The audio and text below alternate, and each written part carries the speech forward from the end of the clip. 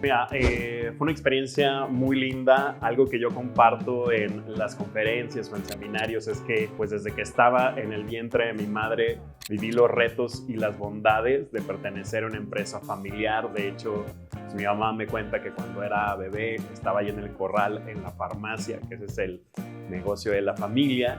Y desde niño pues nunca fui a los campings de verano. De hecho, pues me llevaban a trabajar todos los veranos, me dejaban descansar 1 o 2 semanas y ya después me decían, oye hijo, pues es momento de ir a trabajar en el negocio familiar. Entonces pues todas las mañanas de mis vacaciones era estar en el negocio de mis padres. Ya después pues tal vez mi papá hubiera sido muy feliz si hubiera estudiado la carrera en medicina, química, farmacobiólogo.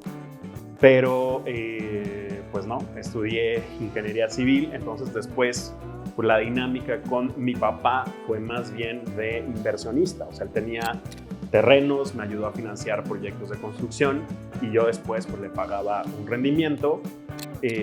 Como saben, en algún momento dado regresando de la maestría, y si no lo saben, pues hubo un acercamiento con mi papá para querer hacer cambios e innovaciones en el negocio familiar y así literal me bateó por el jardín de tercera. Si quieren hay un video creo por ahí que pueden checar para entender más a detalle esta historia.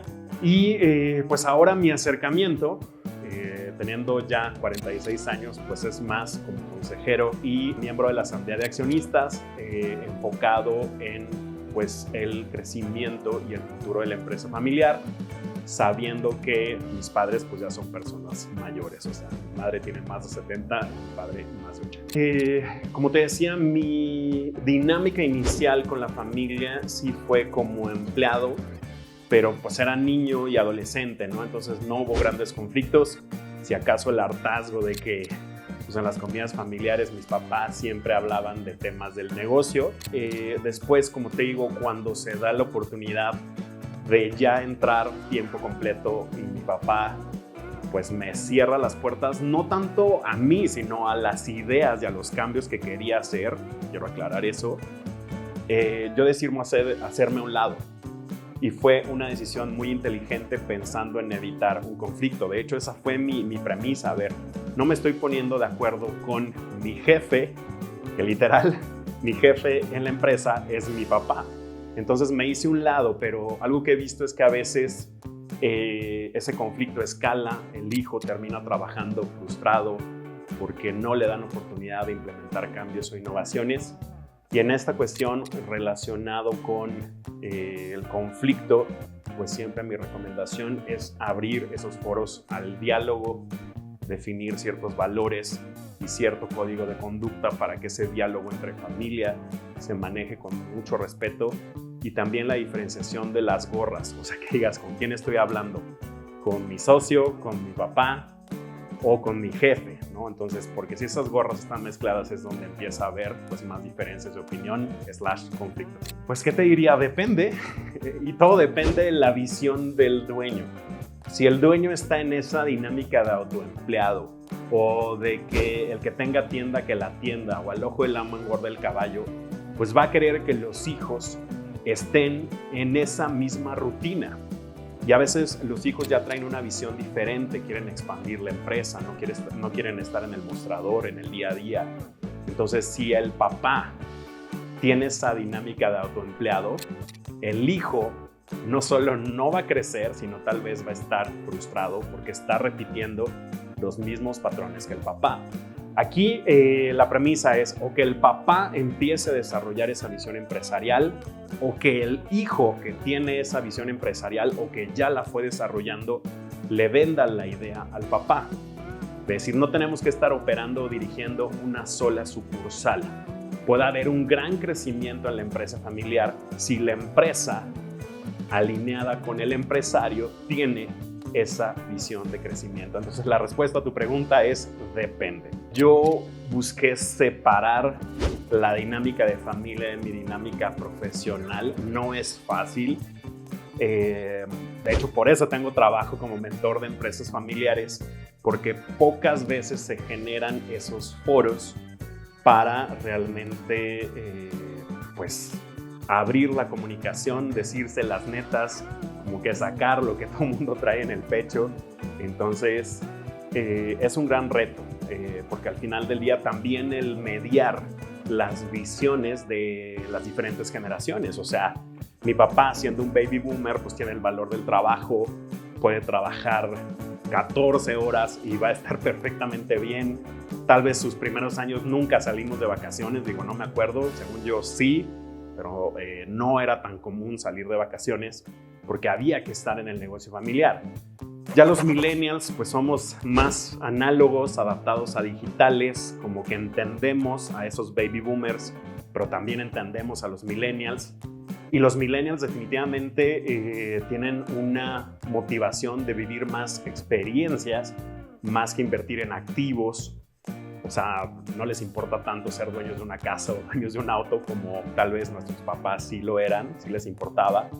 Y ellos quieren tener ese equilibrio, ¿no? Entonces, pues el gran reto, más que enfocarse en las diferencias o en las debilidades de cada generación, es más bien potenciar sus fortalezas. Con mayor razón, con los centennials, que ya se están integrando al mercado laboral y que ellos definitivamente traen el chip de lo digital, tal vez un esquema de trabajo híbrido o si se puede un esquema home office, donde pueda haber un balance entre la vida personal y la vida laboral, con mayor razón si es en una empresa familiar. Baby boomers tienen el hábito del trabajo, tal vez no les importa hacer un lado a la pareja, a la familia, a las vacaciones, porque realmente quieren crear un patrimonio y ya los generación X buscamos un poquito más ese balance, tal vez se nos da más el tema de la venta, las relaciones públicas, pero tal vez somos un poquito más desorganizados también en la generación X.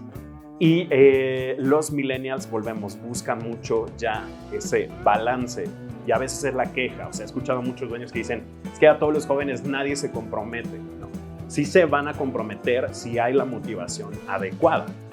Entonces, uno de los grandes retos es precisamente mantener esa fiada a, sobre todo los millennials y los centennials, con retos diferentes, que están aprendiendo cosas nuevas, que no sea un trabajo rutinario, aburrido, porque si no, definitivamente van a aventar la toalla y ese negocio no va a perdurar. Entonces, la premisa, es mediar entre las fortalezas de todas las generaciones. Bueno, pues el consejo que les daría, es crear, yo le llamo los espacios y las sillas o las gorras. O sea, que esté claramente delimitado y decir, vamos a hablar de temas de familia, vamos a hablar de temas de la empresa, hablando que tal vez seguramente el papá es el director general o el CEO y los hijos son pues, más bien gerentes o supervisores. O estoy hablando con mi socio, porque hablando de una sucesión, hay una sucesión operativa de la empresa, que es que la empresa siga funcionando, que como saben no es la idea que los hijos se queden como CEOs. Una de mis premisas es que el hijo no sea el CEO, sino que se convierta en empresario. Y la otra es la sucesión patrimonial. Entonces los hijos eventualmente van a ser accionistas, van a ser dueños. Y tengo un video que habla que no es bueno repartir las partes de un avión. O sea, imagínense que un hijo se queda con la cabina, otro se queda con las alas y otro se queda con la cola del avión y quieren que el avión funcione de manera homogénea y como se espera.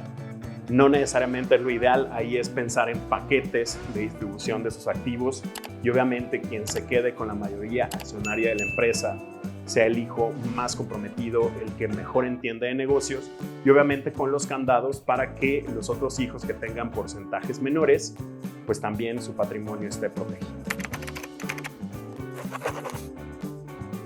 ¿Estás listo para ser ese empresario de familia? Compártenos y comenta abajo cuáles son los primeros pasos que darías.